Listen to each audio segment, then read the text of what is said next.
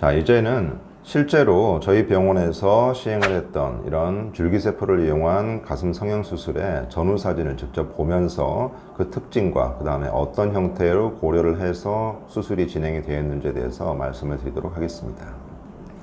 자, 지금 보시는 분은 30대 초반의 미혼분인데, 사진에서 보시는 바와 같이 수술 전 사진을 봤을 때 가슴의 윗부분이 좀 많이 꺼져 있는 편이고, 그 다음에 실제적으로 가슴 굴곡 자체가 이런 형태로 그 위가 나와 있고 가슴의 윗부분은 꺼져 있고 아랫부분이 살짝 남아 있는 이런 형태를 띠고 있습니다. 이래서 전체적인 가슴의 균형이라든가 볼륨을 위해서 이제 줄기세포 가슴 성형 수술을 하셨던 분인데요. 이분의 특징이 피부가 굉장히 좀 두껍고 잘 드러나지 않는 피부입니다. 그래서 이런 경우에는 너무나 과다한 지방이 들어가게 되면 오히려 그 피부가 늘어나지 않는 특성 때문에 지방이 압력을 받아서 흡수가 많이 되거나 생착률이 떨어질 가능성이 높습니다.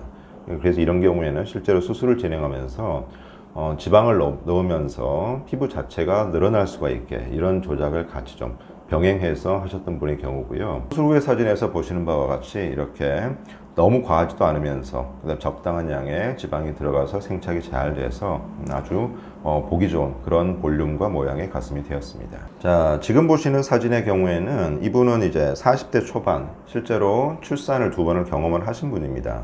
원래 가슴의 볼륨 자체가 그렇게 없지는 않으셨는데 출산 후에 모유 수유 과정을 거치면서 보시는 바와 같이 이렇게 가슴 전체적으로 볼륨이 많이 줄어들고, 특히 이제 윗가슴 부분은 거의 꺼져서 없다시피 하는 이런 상황이 됐었고, 사실 이런 분의 경우에는 이 줄기세포 가슴 성형 수술에 굉장히 좋은 이런 후보가 될 수가 있는 게, 피부는 이미 어느 정도는 좀 신축성이 이렇게 늘어나 있는 상태라서 안쪽에 볼륨만 채워주게 되면 전체적으로 지방 생착률도 높고 좋은 이런 형태의 가슴 모양과 볼륨을 유지할 수 있는 상태가 되겠습니다.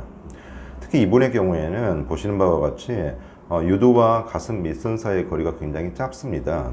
이 상태에서 그냥 이 가슴 밑주름을 유지를 한 상태로 지방을 넣게 되면 가슴의 볼륨은 커질지라도 가슴 전체적인 균형이 위쪽이 많이 볼록 나오고 유두와 유륜이 가슴 전체적인 부분에서 아래쪽에 위치하는 이런 형태가 되기 때문에 좀 균형이 맞지 않는 가슴이 될 가능성이 큽니다. 그래서 이분의 경우에는 가슴 밑에 이 주름을 좀 더 아래쪽으로 낮추면서 가슴 전체적인 균형을 맞추는 이런 밑가슴 조각술을 같이 시행을 해서 오른쪽에 보시는 바와 같이 생착률도 굉장히 좋고, 그 다음에 전체적으로 균형이 잘 잡혀 있는 이런 아름다운 가슴이 나올 수가 있었습니다.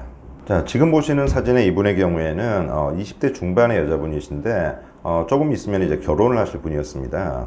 그래서 결혼 전에 가슴이 아무래도 신경이 좀 쓰여서 가슴을 크게 만드는 이런 성형수술을 하고 싶었는데 보형물에 대해서는 여러 가지 불안한 점도 있고 해서 본인의 지방을 이용해서 줄기세포와 같이 수술하기를 원하셨던 분입니다.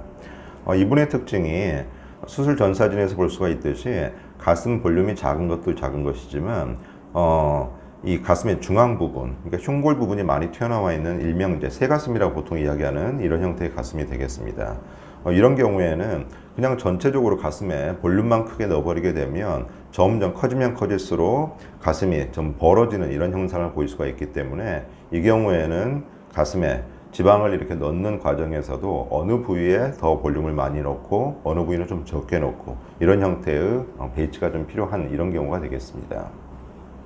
그래서 수술 후 사진에서 보시는 바와 같이 실제로 가슴에 지방이 들어갔는데 이 바깥 부분에 오히려 좀 더 지방이 많이 들어가면서 그 결과로 해서 가슴이 너무 벌어지지 않고 앞쪽을 똑바로 향하고 있는 이런 형태의 예쁜 가슴이 좀 만들어질 수가 있었습니다.